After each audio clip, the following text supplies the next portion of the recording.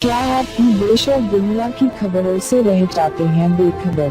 तो सब्सक्राइब कर लीजिए हमारे HT न्यूज चैनल को और बेल आइकॉन को दबाना मत भूलिएगा। मजलिस-ए-इत्तेहादुल मुस्लिमीन के फ्लोर लीडर जनाब अकबरुद्दीन अवैसी ने अफजलगंज फायरिंग वाक़े में जख्मी होने वाले मोहम्मद जहांगीर की सेहत के बारे में दरियाफ्त करने के लिए असरा अस्पताल का दौरा किया और जख्मी मोहम्मद जहांगीर से मुलाकात की।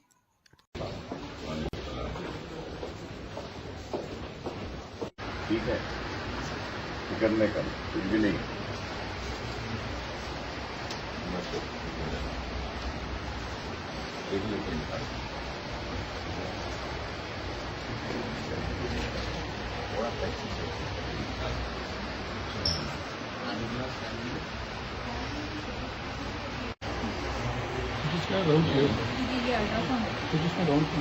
नहीं है बोले, देखिए बोले नहीं है बोले।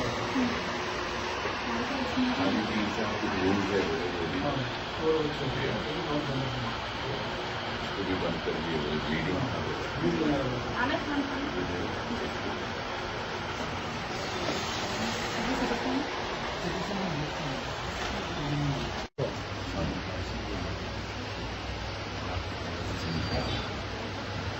कहाँ रहते हैं?